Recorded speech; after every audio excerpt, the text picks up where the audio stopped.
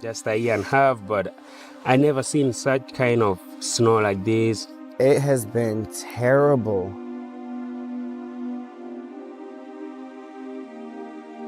It's really rough.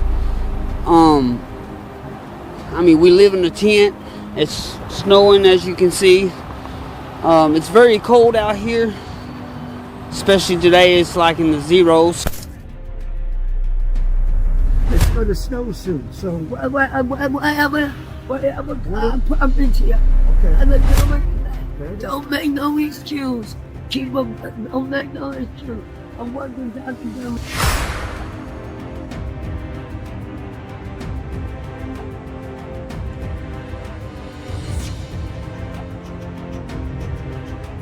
Definitely, this is death weather. Like, if you're not prepared for this, you're gonna die. The snow piles up. Yeah, I got 2 toboggans. Trying to stay warm. Tim Rouse hunkers down. Cold. But I survived. I made it.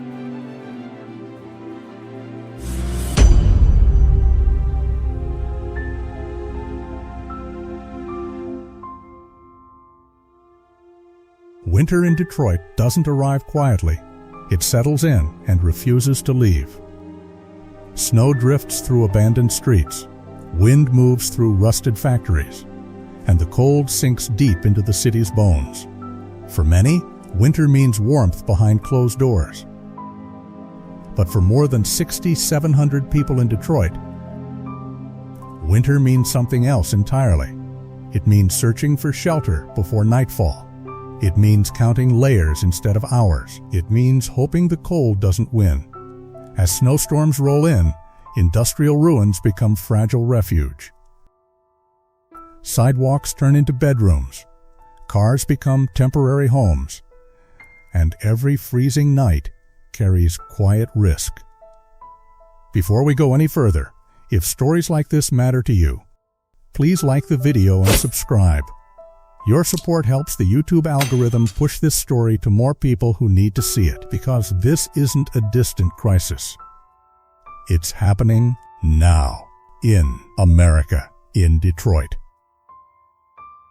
And in the next moments, we're going to show you how winter truly reshapes survival here, the places people turn to, the choices they're forced to make, and why these cold nights matter more than most of us realize. Stay with us. Not a whole lot, Charlie. How you doing? What's yours? Doug. Hey, Doug.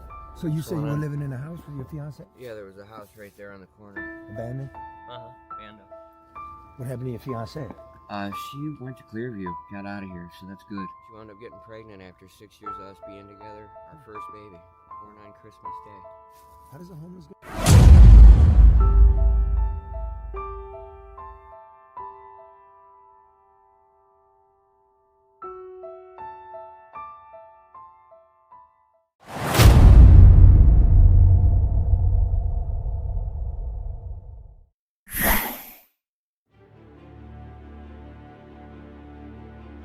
Chapter 1.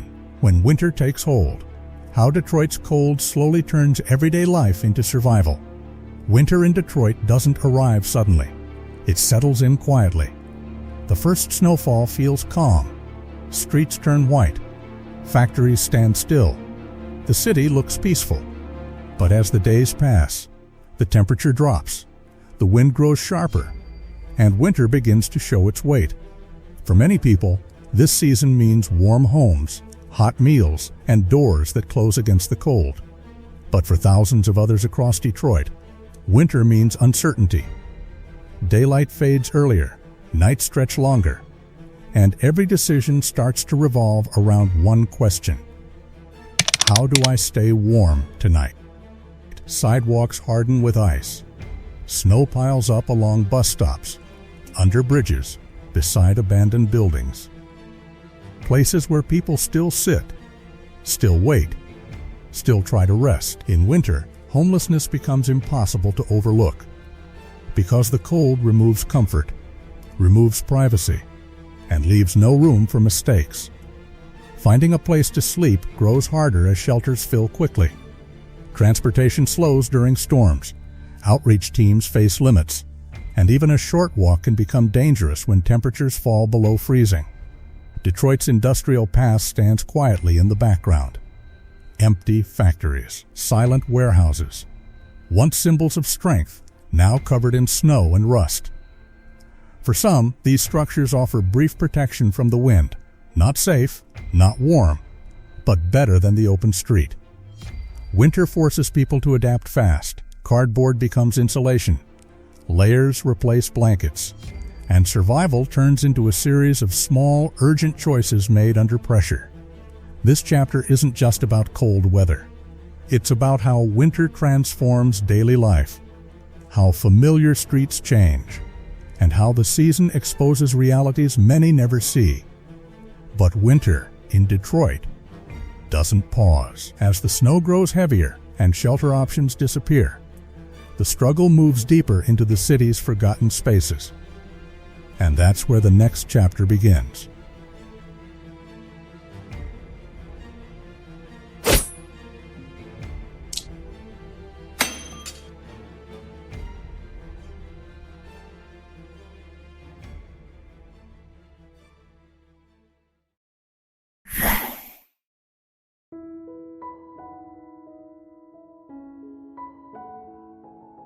Chapter 2. Sheltering from the Storm. How abandoned spaces become winter refuge. As winter deepens in Detroit, the city begins to close in. Snowstorms arrive without warning. Wind pushes through alleyways, and temperatures fall faster than help can reach everyone. When shelters reach capacity, people look elsewhere, under bridges, inside empty factories, behind boarded-up buildings. Detroit's abandoned spaces, once places of industry and movement, quietly turn into places of survival. Inside these structures, the cold never fully disappears. Broken windows let wind rush through. Concrete floors pull heat from the body. Darkness settles early and stays long. Still, for many, these spaces offer one thing the streets cannot: a break from the wind. Winter forces difficult choices. Stay outside and face the snow, or step into unsafe spaces for a little cover. There are no perfect options, only decisions made under pressure. People build makeshift shelters from what they can find. Cardboard, plastic sheets, old furniture pushed against doorways, small barriers against a powerful season. As storms continue, movement becomes harder. Roads freeze. Public transportation slows. Outreach teams struggle to reach those hidden away in industrial ruins. Winter doesn't just bring cold, it brings isolation. These forgotten spaces sit far from public view, far from warmth, far from safety. Yet night after night, people return. Because when winter tightens its grip, any shelter feels better than none. This chapter reveals a quiet truth. In Detroit, winter reshapes the city itself, turning empty spaces into lifelines. And lifelines into risks. But as storms grow stronger and nights grow colder, even these fragile shelters begin to fail. And the search for warmth pushes people toward the last remaining option: the city's overwhelmed shelter system.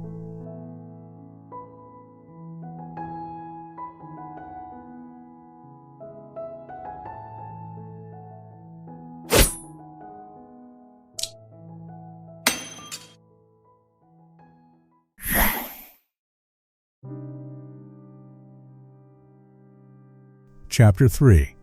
Warmth behind limited doors, when winter shelters reach their breaking point.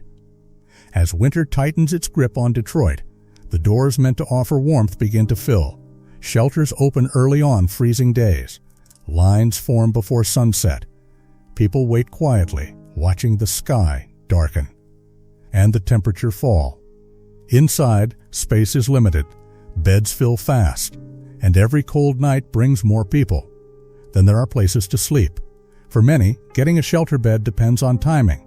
Arrive early, or keep moving through the cold. Winter places enormous pressure on these spaces. Staff work longer hours. Volunteers stretch limited resources. Heating systems run non-stop. Even so, capacity has limits. Some shelters open only during extreme weather. Others rotate availability. Snowstorms slow transportation, making even reaching a shelter uncertain. Before we go any further, if this story matters to you, please take a moment to like the video and subscribe to the channel. Your support helps the YouTube algorithm share this reality with more people who need to see it.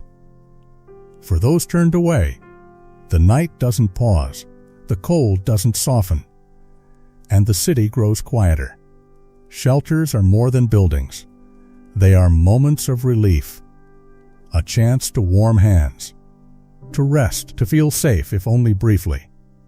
But winter reveals a difficult truth. The need is greater than the space available. As temperatures drop further, choices become sharper. Stay in line and hope, or return to the streets before the cold deepens. And when shelter doors close and winter shows no mercy, survival becomes about more than warmth. It becomes about health, endurance, and the quiet risks carried through every frozen night.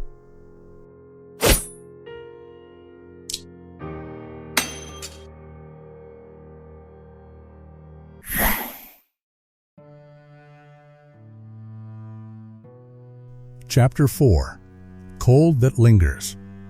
Winter health risks hidden in plain sight. As winter stretches on in Detroit, the cold begins to leave marks that aren't always visible. Freezing air settles deep into the body. Hands stiffen, breath becomes shallow, and minor aches turn into serious concerns. For people without stable shelter, winter health risks multiply quickly. Extended exposure to cold weakens the immune system. Respiratory conditions worsen. Simple injuries heal slowly, if at all. Snow and ice limit movement. Reaching clinics becomes harder. Public transportation slows. Appointments are missed. Cold nights don't allow proper rest. Sleep comes in short stretches. The body never fully recovers. Emergency rooms often become the last option, not because they are accessible, but because there is nowhere else to go. Winter doesn't just affect the body, it weighs on the mind. Isolation grows stronger as people withdraw from frozen streets. Darkness arrives early. Stress builds quietly. Mental health challenges intensify during long winters. Uncertainty, fear, and exhaustion overlap. And without consistent support, small struggles become heavy burdens. This chapter is not about extremes. It's about accumulation. Cold layered on cold. Night after night. Storm after storm. Winter health crises don't always happen suddenly. They develop quietly, out of sight, until help is urgently needed. And as the season continues, survival becomes more than finding shelter. It becomes about enduring what winter leaves behind. But as health risks rise and exhaustion sets in, another challenge begins to shape winter survival. One that isn't physical, but emotional. And it deepens as the nights grow longer.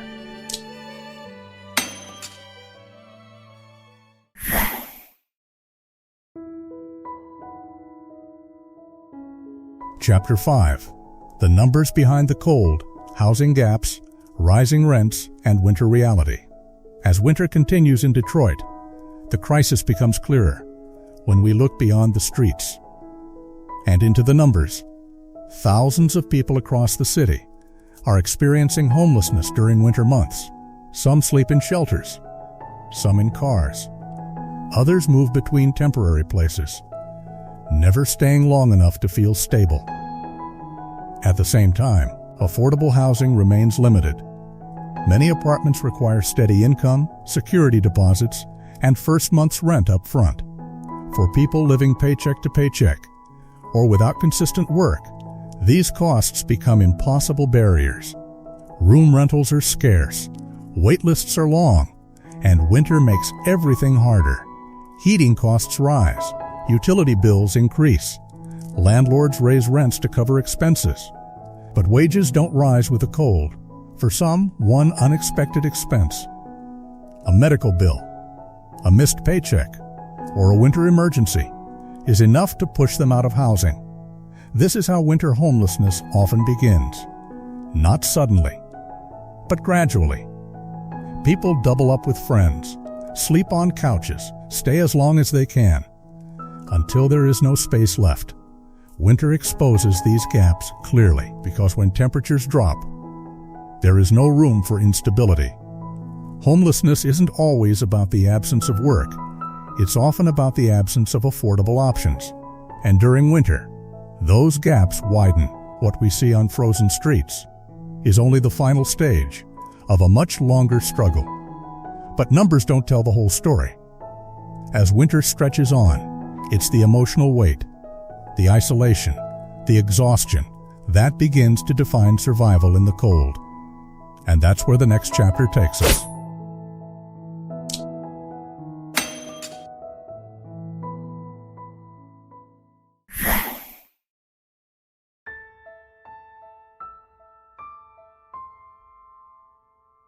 Chapter 6. When the cold gets inside, loneliness, mental health, and winter survival. As winter stretches deeper into Detroit, the cold begins to move beyond the body and into the mind. Winter nights are long here, sometimes 14 hours of darkness, and for people without stable housing, those hours feel even longer. Isolation increases sharply in winter. People stay indoors. Public spaces close early. Libraries, transit stations, and warming areas become harder to access. For many unhoused individuals, these spaces are the last places of connection. When they close, loneliness grows. Mental health professionals often note that winter increases anxiety, depression, and emotional exhaustion, especially when basic needs are uncertain. Sleep is broken. Always alert, always listening. The body rests, but the mind doesn't. Cold weather also changes behavior. People move less to conserve energy. They speak less to avoid exposure. They withdraw, not by choice, but by necessity. Over time, this creates emotional numbness. Days blend together. Motivation fades. Hope becomes harder to hold on to. Winter doesn't create these struggles. It magnifies them. Without consistent shelter, accessing mental health support is difficult. Appointments are missed. Transportation fails. Storms cancel plans. What remains is endurance. This chapter is about a quiet truth. Survival in winter is as much mental as it is physical, and for many, making it through the night means fighting battles no one else can see. But even in isolation, winter doesn't erase connection completely. As the cold deepens, outreach workers and volunteers step into the snow, trying to reach people others never see. And that's where the next chapter begins.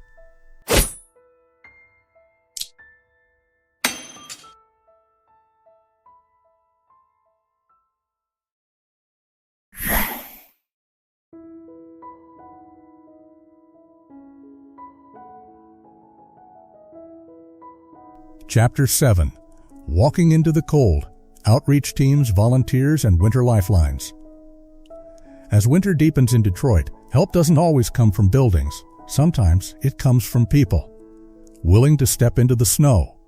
Outreach teams move through the city during the coldest months. On foot, in vans, late at night. They search under bridges, inside abandoned structures, along frozen sidewalks, places most people never look. Their goal is simple: check on people, offer supplies, provide information, blankets, hand warmers, hot drinks, and directions to warming centers. In winter, these small items matter. They can prevent frostbite, they can reduce risk, they can save lives. Outreach workers also build trust. Not everyone accepts help right away. Some have been turned away before. Some fear losing independence. Some are simply exhausted. Winter makes this work harder. Snow slows movement. Storms limit access. Cold shortens the time workers can safely stay outside. Volunteers step in where they can. Church groups, community organizations, neighbors helping neighbors. But resources are limited, and winter demand is high. Outreach isn't a solution, it's a bridge. A bridge between isolation and support, between exposure and warmth, between being unseen and being acknowledged. This chapter reminds us that even in harsh winter conditions, human connection persists. Sometimes it's the only thing pushing back against the cold. But as winter drags on and resources stretch thin, even outreach has its limits. And soon the pressure shifts from the streets to a system struggling to keep up.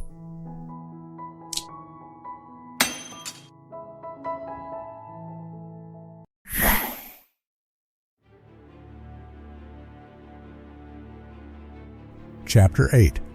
Holding on through the cold. Resilience in small winter moments. As winter continues in Detroit, strength shows up in quiet ways. Not in big moments, but in small ones. A shared cup of hot coffee on a freezing morning. A donated coat that finally blocks the wind. A few hours of warmth inside a crowded shelter. In winter, these moments matter. People develop routines to survive the cold. Waking before sunrise. Moving to stay warm.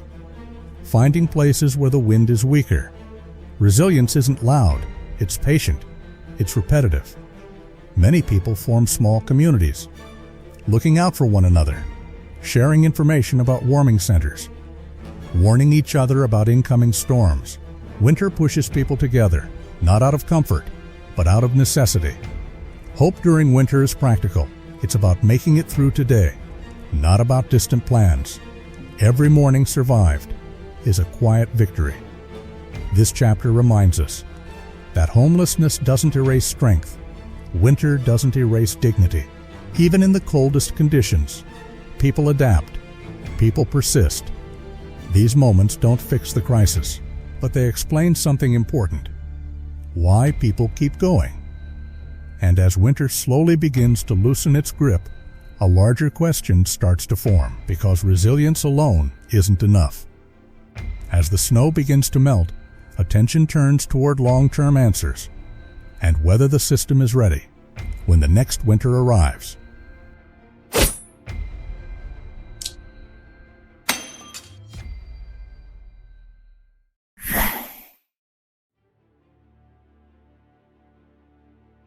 Chapter 9. After the snow falls, why winter keeps exposing the same housing gaps. As winter slowly begins to ease in Detroit, the cold doesn't disappear from the story. Snow melts, streets clear. But the pressures that winter revealed remain. Each winter, the same pattern returns. Emergency shelters fill, outreach expands temporarily, and resources stretch thin. When spring arrives, many emergency programs scale back. Warming centers close. Temporary funding ends. But homelessness doesn't end with winter. The underlying issues stay in place. A shortage of affordable housing, rising rents, limited supportive services. For many, housing options remain out of reach. Low-income apartments have long wait lists. Room rentals require deposits and proof of income. Housing vouchers are limited. Winter exposes these gaps because cold removes the margin for instability. Policy efforts exist, programs are in place, but demand continues to exceed supply. Short-term winter responses save lives, but they don't prevent the next crisis. This chapter isn't about blame, it's about cycles. Without long-term housing solutions, each winter resets the emergency.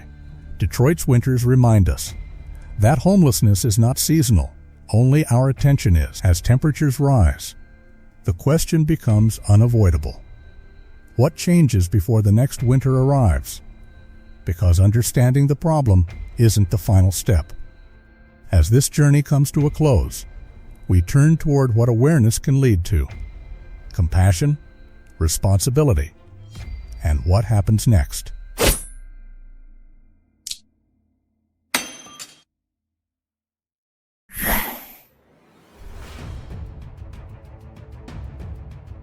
Chapter 10.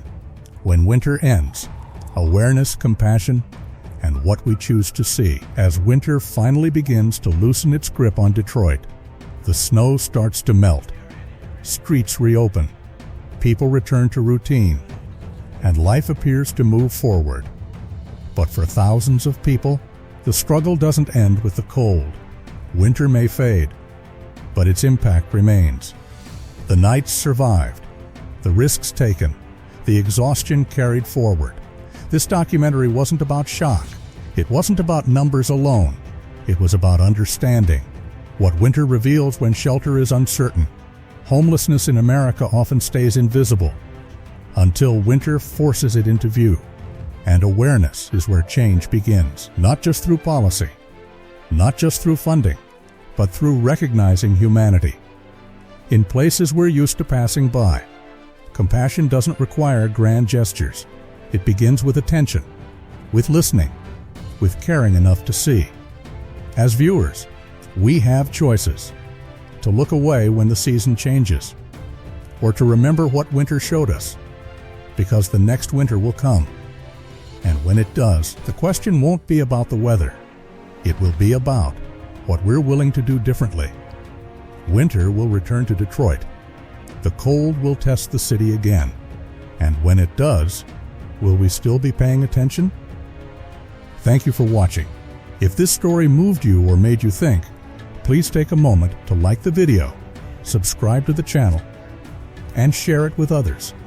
Your support helps the YouTube algorithm reach more people with stories that matter. Feel free to leave a comment below, your thoughts, your perspective, or simply that you were here. Thanks for watching, and we'll see you in the next story.